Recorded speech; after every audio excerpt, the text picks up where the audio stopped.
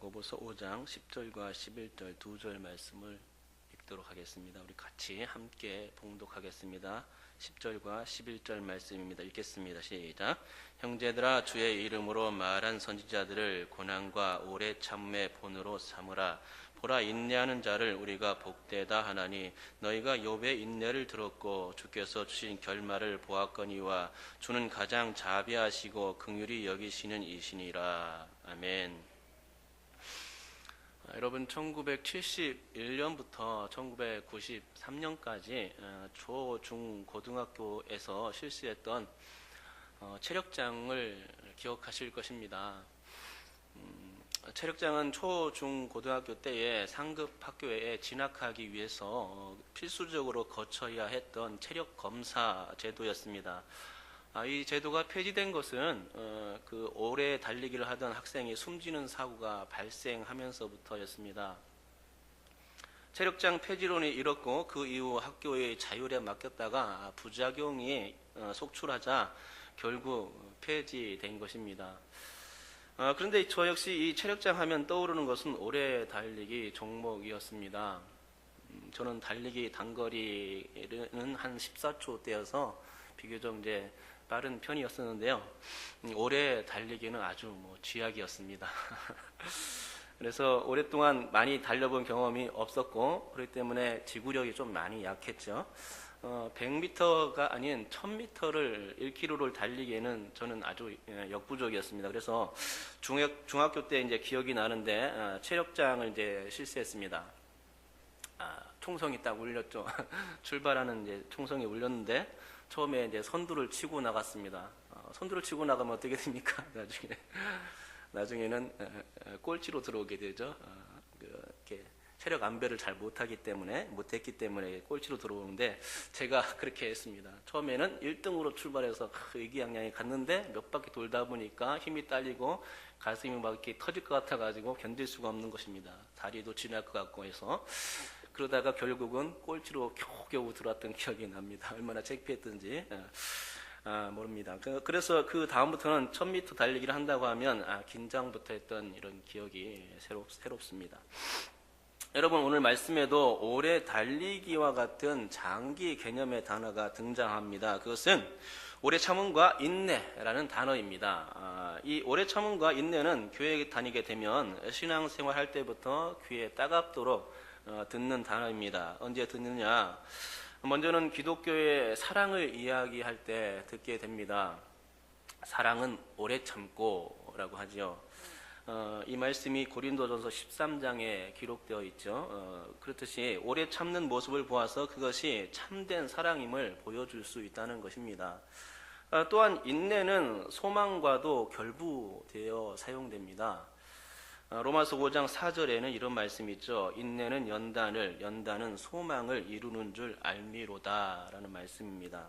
이 말씀으로써 인내 열매가 결국 소망으로 나타남을 보여주죠. 또한 오래 참음과 인내는 믿음과도 결부되어 나타납니다. 야고보서 1장 3절 말씀에 이렇게 기록되어 있습니다. 이는 너희 믿음의 시련이 인내를 만들어내는 줄 너희가 알미라 라고 기록하고 있는 것입니다. 이렇듯 오래 참음과 인내라는 단어는 기독교의 3대 핵심 주제인 믿음, 소망, 사랑과 연결되는 중요한 단어임을 깨닫게 됩니다. 더군다나 데살로니가전서 1장 3절에서는 이 믿음과 소망과 사랑을 모두 다 인내에 결부시키는 것을 보게 됩니다. 너희의 믿음의 역사와 사랑의 수고와 우리 주 예수 그리스도에 대한 소망의 인내를 우리 하나님 아버지 앞에서 끊임없이 기억함이니 라고 말씀하고 있습니다. 믿음의 역사라고 했으니 긴 시간입니다. 믿음의 인내가 동반되면 믿음의 역사가 되는 것입니다. 또한 사랑의 수고라고 했으니 단기간의 문제가 아닌 것이죠. 땀을 흘려야 하는 긴 시간이 대가가 있어야 사랑의 열매가 맺힐 수 있다는 것입니다. 이처럼 믿음과 소망과 사랑에는 반드시 인내가 동반되어야 합니다. 여러분, 이 말씀처럼 믿음, 소망, 사랑에는 반드시 인내가 따라야 되는 것이죠. 그것은 인내가 기독교의 신앙에서 핵심 사항이기 때문입니다. 다시 말씀드리자면 인내가 없이는 믿음도 사랑도 소망도 온전히 이룰 수 없다는 결론입니다. 인내가 믿음, 소망을, 사랑을 변치 않도록 간직하는 그런 역할을 해주는 것이라 하겠습니다. 그러기에 믿음의 인내가 더해지면 모든 환난과 핍박과 곤고한 그런 상황도 능히 감당할 수 있게 됩니다.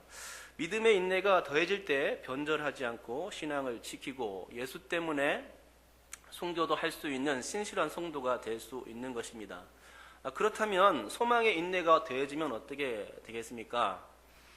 소망과의 관계에서 인내는 바라는 것들의 실상으로 안내하는 도구 역할을 하게 됩니다. 소망하며 인내할 때에 실상이 잡힌다는 것이죠. 그래서 소망에 더해진 인내는 우리 속에 기쁨과 행복의 열매를 가져다 주게 됩니다. 그러면 마지막으로 사랑의 인내가 더해지면 어떻게 되겠습니까? 저는 이 사랑의 인내가 더해지면 접착제가 탄생된다고 생각합니다. 접착제의 성질을 여러분 잘 아시지 않습니까? 접착제는 그 두 물체가 이 접착제를 인해서 완전히 하나로 붙어버리는 그런 능력을 가지고 있는 것이 접착제 아닙니까? 접착제가 붙게 되면은 나중에 단단히 붙었을 때 그 두 개를 떼어낼 수가 없는 것입니다. 그래서 사랑과의 관계에서 인내는 접착제를 만들거나 짜내는 과정이라고 하겠습니다. 예수님과 우리의 사랑 관계를 이루어 가는 가운데 인내라는 접착제를 짜냄으로써 그 사랑은 더욱 견고히 붙게 되어 있다는 것이죠. 이와 같이 성도에게 있어서 인내라는 주제는 아주 커다란 주제라고 할 수 있습니다. 인내가 기독교의 3대 주제와 맞물려 있는 것이죠. 하지만 우리는 이 인내와 마주칠 때에 현실적으로 매우 취약한 모습을 가지고 있습니다. 제가 이렇게 이야기하니까 여러분들 중에서는 나는 오래 참는 것에는 도가 터 있다고 말씀하시는 분들도 계실지 모르겠습니다. 하지만 사람은 변심의 동물이기에 자신의 의지를 믿을 수 있는 존재가 아니라는 사실을 알아야 합니다. 극한의 상황이 오게 되면 자신도 모르게 인간의 생물학적 그 나약함 때문에 의지가 꺾일 때가 많이 있다는 것입니다. 그리고 그 단적인 예들은 얼마든지 찾을 수가 있습니다. 예를 들면 신년 다이어트 작심 3일 이야기가 그런 것입니다. 눈앞에 햄버거를 보고서 도저히 참을 수가 없다는 것이죠. 배고파 죽겠는데 하루를 굶었습니다. 하루를 굶었는데 눈에 뭐 이렇게 배고파가지고 눈이 이렇게 눈꺼풀이면 힘이 없고 그렇죠. 그런 상황 가운데서 배까지 달라붙은 상황에서 햄버거를 보는 순간 어떻습니까? 먹고 싶다는 충동이 일게 되는 것 아닙니까? 그래서 다이어트를 오래 하기로 계획했다가 금방 끝나버리는 결과가 되는 것이죠. 그러나 어디 식욕에 관한 것이 것뿐이겠습니까? 인간에게는 성욕과 온갖 탐욕 등에서 자신을 절제하지 못하고 선을 넘어버리는 일이 일상생활에 있어서 다반사로 있다는 것입니다. 여러분, 이와 같은 상황에서 오늘 본문 말씀은 우리에게 이렇게 교훈합니다. 11절에 보라 인내하는 자를 우리가 복되다 하나니, 복받는 비결이 인내에 있다고 말씀합니다. 우리 다 같이 11절 한 번 더 읽겠습니다. 시작. 보라 인내하는 자를 우리가 복되다 하나니 너희가 욥의 인내를 들었고 주께서 주신 결말을 보았거니와 주는 가장 자비하시고 긍휼히 여기시는 이시니라. 아멘. 여러분, 이 10절에서는 고난과 오래 참음의 주인공이 선지자들이었다고 기록합니다. 그런데 11절은 말씀하기를 인내의 주인공이 있으니 그가 욥이었다고 구체적으로 지명하여 말씀하고 있습니다. 욥이 인내의 대명사로 통하고 있는 것이죠. 뿐만 아니라 그가 인내함으로써 복의 주인공이 되었음을 가르쳐 주고 있습니다. 그 복이란 다른 것이 아니라 결말에 관한 것입니다. 결말이 좋은 사람이 복 받는 사람인데 욥이 그랬다는 것이죠. 욥이 좋은 결말을 본 것입니다. 그것은 욥이 가진 인내 때문이라고 할 수 있습니다. 그러니까 좋은 결말을 위해서는 반드시 인내가 필수적이어야 한다는 것을 알 수 있겠죠. 욥은 그 좋은 본보기가 된 것입니다. 10절에서 선지자를 통해서 고난과 오래 참음의 본을 삼으라고 했는데 야고보는 욥을 내세운 것이죠. 그러기에 여러분, 야고보가 인내에 있어 욥을 본보기로 삼았다면 그가 말한 욥이 어떤 사람이었고 그 인내가 어떤 것인지에 대해서 한 번쯤은 생각해 보아야 할 것입니다. 하나님께서는 욥에 대해서 입에 침이 마르도록 칭찬하셨습니다. 어떻게 칭찬하셨냐면 그와 같이 온전하고 정직하여 하나님을 경외하며 악에서 떠난 자는 세상에 없느니라 라고 칭찬해 주셨던 것입니다. 이 칭찬은 욥기서 1장과 2장에 두 번씩이나 기록되어 있습니다. 이 두 번의 칭찬은 욥을 시험하려는 사탄 앞에서 했던 하나님의 칭찬이었습니다. 그리고 이 하나님의 칭찬은 아주 완벽한 칭찬이었습니다. 마치 예수님께나 어울릴 법한 그런 칭찬이었는데요. 그리고 그 하나님의 칭찬은 네 가지 정도로 압축될 수 있습니다. 물론 그 이상의 칭찬 요소가 욥에게 더 있을 수도 있겠지만 성경은 네 가지로 압축해 보여주고 있습니다. 첫째로 그는 온전했다. 둘째로 그는 정직했다. 셋째로 그는 하나님을 경외했다. 넷째로 그는 악에서 떠난 자다. 그리고 마지막으로 하나를 덧붙인다면 세상에 그런 자가 없었다고 성경은 기록하고 있는 것입니다. 다시 말씀드리자면 욥은 하나님께 대한 믿음, 소망, 사랑이 충만한 사람이었기에 하나님께서는 사탄 앞에서라도 욥에 대해서 얘기할 때에 거리낌이 없는 좋은 칭찬만 던져주실 수 있었던 것입니다. 그러나 사탄은 이러한 하나님의 칭찬에 이의를 제기했죠. 욥이 그렇지 않다는 것이었습니다. 욥이 까닭 없이 하나님을 경외할 수 없다는 것입니다. 그것이 사탄의 지론이었고 생각이었습니다. 그러기에 사탄은 천하의 의인 욥이라 할지라도 그에게는 어떤 약점이 반드시 있고 그 약점만 건드리면 그는 곧장 무너질 것이라고 판단했던 것입니다. 욥의 인내를 시험해 들려 했던 것입니다. 그래서 하나님께 그 허락을 받고서는 욥을 치기 시작했던 것입니다. 사탄은 욥이 가진 소유물만 없앤다면 그가 하나님을 저주하고 변절할 것이라 생각했습니다. 그래서 첫 번째 욥을 시험할 때에 그가 가진 모든 소유물을 빼앗는 것부터 시작했습니다. 더군다나 그가 낳은 자녀들까지도 하나도 남김없이 다 빼앗아가 버린 것입니다. 얼마나 안타까운 일입니까? 우리에게도 자녀들 하나, 둘, 셋 이 정도 자녀들이 다 있는데요. 이런 자녀들이 갑자기 어느 순간에 하루아침에 다 생명을 잃게 된다면 어떻습니까? 가슴이 미어지는 그런 고통을 겪게 될 것입니다. 욥이 그런 그 상황을 겪게 된 것입니다. 사탄의 시험, 첫 번째 시험이 욥이 가지고 있던 그 소유물 그 전체를 다 앗아가 버린 것을 보게 됩니다. 그러나 그럼에도 불구하고 욥은 어떠했습니까?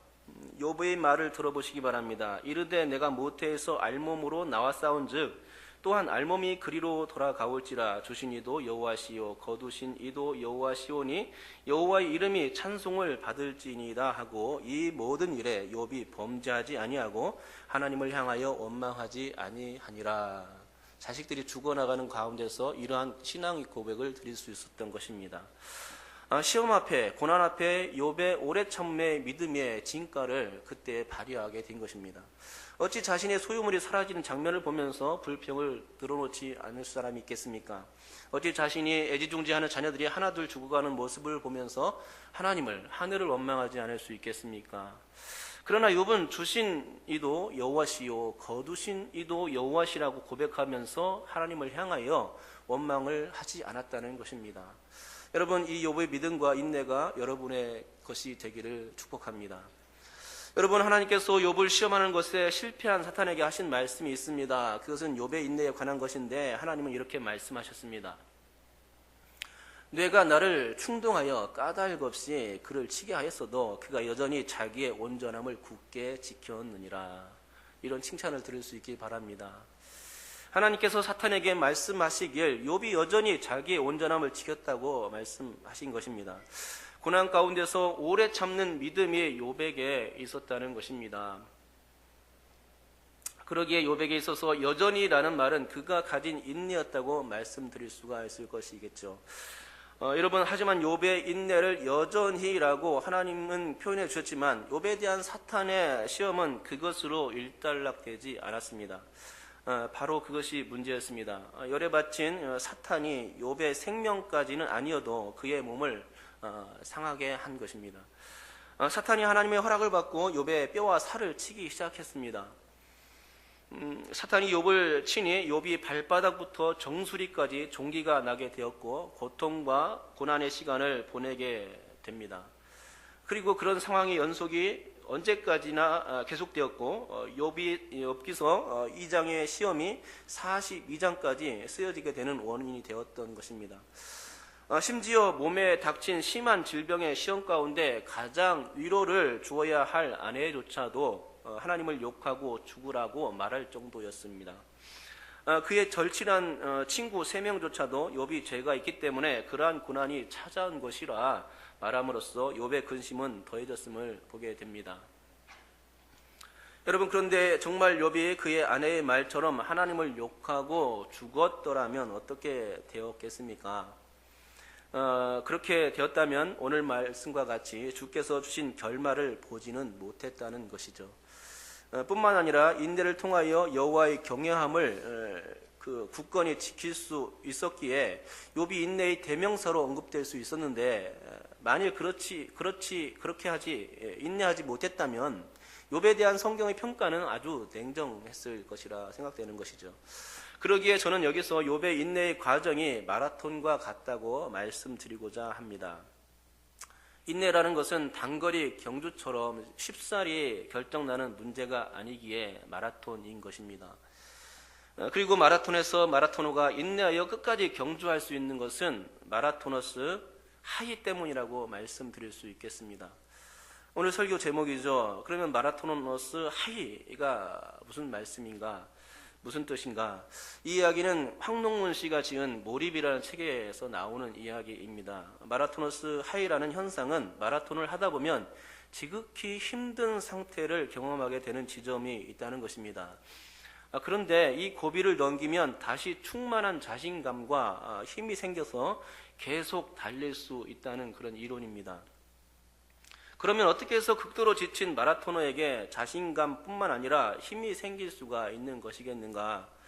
그것은 우리 신체의 마이너스 피드백이 극도의 고통을 만날 때 이를 무마하기 위해서 뇌 속에 엔돌핀을 분비하여 기분을 고양시키게 된다는 그런 원리입니다. 따라서 마라톤을 여러 차례 하다 보면 보다 쉽게 엔돌핀이 분비되어 고통이 점점 견디기 쉬워짐으로 인해서 기나긴 코스를 완주할 수 있게 만든다는 것입니다. 그리고 이것이 뇌과학의 견지에서 바라본 인내력의 원리라 하겠습니다. 뇌과학에 따르면 스트레스를 느끼면 이 정보가 핵산에 기억됩니다. 그래서 동일한 스트레스를 느끼면 신체적 스트레스를 해소시키는 부신피질 자극 호르몬과 정신적 스트레스를 해소시키는 베타 엔돌핀을 분비하게 된다고 합니다. 좀 어려운 용어들이죠. 따라서 동일한 형태의 스트레스가 반복되면 점점 견디기가 수월해지고 결국 인내력이 형성된다는 것입니다. 여러분, 그러니까 뇌과학의 견지에서 볼 때에 자신이 당한 스트레스를 견디지 못해서 목숨을 끊거나 어떤 극단적인 방법으로 자신을 해치는 사람들에 관하여서는 아직도 그들은 한 번도 극도의 공공 가운데 처하지 않았다고 단정을 지을 수 있겠습니다. 왜냐하면 극도의 공공 가운데서는 이를 무마하기 위해 마이너스 피드백이 작동되어 인내할 수 있게 만들기 때문입니다. 즉 뇌과학적 견지에서의 인내력은 극도의 상황에서 형성되는 것인데, 인내하지 못했다는 것은 그만큼의 상황이 아니었기 때문에 엔돌핀이 나오지 못했고 그 중도에 포기하게 된 것이라 하겠습니다. 조금만 더 견딘다면 결말을 볼 수 있었을 텐데 그 조금을 견디지 못해서 나가 떨어지는 것입니다. 그러고 보면 하나님은 뇌과학적 측면에서도 인간이 인내할 수 있도록 그 원리를 인체에 이미 베풀어 주셨음을 깨닫게 됩니다. 이를 볼 때 참으로 감사한 일이지요. 마라토너스 하이라는 원리를 하나님이 우리 몸속에 베풀어 주심으로써 모든 고난도 감당할 수 있도록 은혜 주신 것입니다. 하지만 그럼에도 불구하고 많은 사람들은 중도에 포기해 버립니다. 그리고 하는 말이 자신은 할 만큼 다 했다는 것입니다. 할 만큼 다 했기에 포기한다는 것입니다. 이제는 못하겠다고 손을 두 손 두 발 다 드는 것이죠. 여러분, 오늘 성경은 말씀하고 있습니다. 인내하는 자를 우리가 복되다 하나니. 이 말씀을 여러분 항상 마음속에 간직할 수 있기 바랍니다. 이 복된 말씀 기억하시기 바랍니다. 이 말씀을 통해서 중도에 포기하는 것이 하나님의 뜻이 아니라는 것입니다. 그것을 깨달을 수 있기 바랍니다. 하나님은 성도들이 인내의 결실을 거두어 당신께서 주시는 복을 누릴 수 있게 되기를 간절히 원하신다는 것이죠. 여러분, 욥의 인내의 결말은 바로 해피엔딩이었습니다. 동시에 욥은 인내의 끝이 어디인지 경험할 수 있었던 사람이기도 합니다. 성경 욥기 42장에 보면 욥은 그의 말년에 처음보다 갑절의 축복을 받았음을 볼 수 있는데 성경이 그것을 증명하고 있죠. 그리고 그것은 그의 인내의 대가였습니다. 그렇기에 여러분, 우리는 욥처럼 우리 가운데 수많은 역경과 고난이 찾아왔거나 찾아올 때에 우리의 고난에 오래 참음을 더하여 반드시 해피엔딩의 결과를 볼 수 있어야 하겠습니다. 또한 그렇게 인내를 이루기 위해서는 믿음으로 살려고 몸부림치는 일이 중요하다 하겠습니다. 마라토너가 굳은 의지를 가지고 달리듯이 그렇게 믿음으로 달린다면 하나님께서는 믿음의 길을 걷는 그들에게 마라토너스 하이의 은혜를 베풀어 주실 것이라 믿습니다. 마라토너스 하이, 그것은 끝까지 인내할 때 얻을 수 있는 결말의 축복인 것이죠. 하나님께서는 우리에게 마라토너스 하이의 새 힘을 주실 것입니다. 계속해서 뛸 수 있는 능력을 주실 것입니다. 신앙의 목표를 향해 계속 달릴 수 있는 힘주심이 우리 하나님께 있다는 것입니다. 전적으로 주님을 의지하고 나아갈 때에 믿음의 결실이 연글고 주님을 신뢰할 때에 소망의 열매가 익어갈 수 있고 주님을 경외할 때에 사랑의 과실이 풍성히 결실되는 경험을 할 수 있게 될 것입니다. 그러므로 아무리 우리를 위협하는 사탄의 괴계가 치밀하고 또 아무리 우리의 육체의 한계가 바닥나고 아무리 우리의 정신이 혼미해지는 극한 상황일지라도 우리의 영혼만은 순수한 신앙 가운데 설 수 있어야 하겠습니다. 그리고 그렇게 인내할 수 있도록 인도하시는 이는 하나님뿐이시기에 우리는 하나님의 말씀을 부여잡고 오래 참음의 열매를 맺어갈 수 있는 줄 믿습니다. 하나님은 우리에게 마라토너스 하이의 능력을 주십니다. 그리고 다시금 믿음의 경주를 다할 수 있게 해 주십니다. 그래서 욥과 같이 좋은 결말을 보게 이끌어 주신다는 것이죠. 욥은 그의 말년에 가서야 좋은 결말을 볼 수 있었다는 것입니다. 그러기에 끝까지 가는 것이 중요한 원칙입니다. 그리하면 열매를 얻을 수가 있습니다. 여러분, 영국군이 전쟁에 참패를 당하여 거의 전멸되는 그런 상황이 있었습니다. 몇몇의 잔여병들이 모두 숲속으로 도망쳤습니다. 그중 부수 장군도 함께 끼어 동굴 속으로 숨어 들었습니다. 그리고 그는 전쟁에 참패한 것이 수치스러워 칼을 빼어 자살을 시도하려 했습니다. 그러나 그때 동굴 어귀에서 거미가 거미줄을 치려고 애쓰는 것이 눈에 들어왔습니다. 그 거미는 바람으로 인해 6번을 연거푸 실패하는 것을 보게 되었습니다. 그러나 7번째는 어땠겠습니까? 거미줄을 치는데 성공했다는 것이죠. 이것을 지켜본 부수장군은 무언가 깨달았다는 듯이 벌떡 일어나서는 난 겨우 한 번 실패했을 뿐이다 라고 외쳤습니다. 그 후 그는 다시 전쟁터에 나아가 대승리를 거두게 되었다는 것입니다. 그러기에 여러분께서도 실패를 두려워하지 마시고 그 어떤 방해물 때문에 인내하지 못하는 것이 되지 않길 바랍니다. 인내하여 성공적인 삶으로 전환되는 축복이 여러분 가운데 있기를 주님의 이름으로 축복합니다. 그런데 거기 거미 이야기 나왔으니 질문 한번 드리겠는데요. 혹시 여러분 가운데에서는 거미가 거미줄을 치기 힘들다 하여서 거미줄을 치지 않는 거미를 본 적이 혹시 있는 것을 봤습니까? 대답이 없으십니다. 예, 없을 것입니다. 그런 거미를 본 적이 없다는 것이죠. 왜냐하면 거미는 본능적으로 거미줄을 치는 것이 그가 가진 본성이기 때문입니다. 또한 거미줄을 쳐야만 생계를 유지할 수 있기 때문에 거미는 힘들어도 몇 번이고 실패해도 계속해서 그 거미줄을 치는데 끝까지 관심을 가지고 그 일을 계속 수행한다는 것이죠. 굶어 죽지 않기 위해서 죽을 각오를 가지고 거미줄을 치는 것입니다. 그러기에 우리는 이 거미의 이야기가 바로 우리의 이야기가 되었으면 합니다. 바람이 불어서 거미줄이 날려서 치기 힘들다고 말할 수도 있겠지만 인내할 수 있어야 한다는 것이죠. 또한 비가 오니까 빗방울을 얻어맞아 몸이 아파서 칠 수 없다고 말할 수도 있겠지만 견딜 수 있어야 한다는 것입니다. 또한 추위에 몸이 얼어서 칠 수 없다고도 말할 수 있겠지만 오래 참을 수 있어서 봄을 맞을 때까지 기다리면서 끝까지 가야 한다는 것입니다. 그래서 바람과 비와 추위가 지나면 거미는 어김없이 거미줄을 치듯이 그렇게 인내의 결실을 얻기 위한 오랜 기간을 견뎌낼 수 있는 우리의 본성이 필요한 것입니다. 우리 또한 거미처럼 그 오랜 시간을 견디었다가 때를 보아서 거미줄을 치기 위해 다시 일어서는 것입니다. 이것이 거미에게 있어서는 마라토너스 하이라고 말씀드릴 수 있을 것이고 거미에게 있어서 본능적인 것입니다. 그렇다면 우리 성도들에게 인내는 본능이 되어야 하는 줄 믿습니다. 거미의 본능이 마라토너스 하이를 만들어내어서 결국 좋은 결말로 가는 것일진데 우리 성도들 또한 인내가 우리의 본성이 되어서 마라토너스 하이의 단계를 뛰어넘을 수 있어야 하겠습니다. 하지만 만일 우리 인내가 우리의 본능이 되지 못한다면 결말을 볼 수 없다는 것을 알아야 하겠습니다. 믿음과 소망과 사랑이라는 열매를 기대할 수가 없게 되는 것이죠. 욥처럼 해피엔딩이 될 수도 없겠거니와 인내의 분보기가 되기는 더더욱 힘들다 하겠습니다. 여러분, 우리가 잘 알고 항상 되뇌는 사도신경은 신앙 고백이기에 믿음에 해당됩니다. 날마다 이 고백을 하나님께 드릴 수 있어야 하고 그 사도신경의 신앙 고백과 같이 살 수 있어야만 할 것입니다. 또한 주기도문은 소망에 해당될 것입니다. 하나님의 뜻이 하늘에서 이루어진 것 같이 땅에서도 이루어지는 소망 말이죠. 그리고 우리의 육체와 영혼의 요구가 하나님의 뜻 가운데 이루어질 수 있기를 담아 놓은 것이 바로 주기도문 소망입니다. 그러기에 주기도문의 내용과 같이 인내로 소망의 결실을 거둘 수 있어야 할 줄 믿습니다. 또한 십계명은 사랑이라는 단어로 압축할 수 있을 것입니다.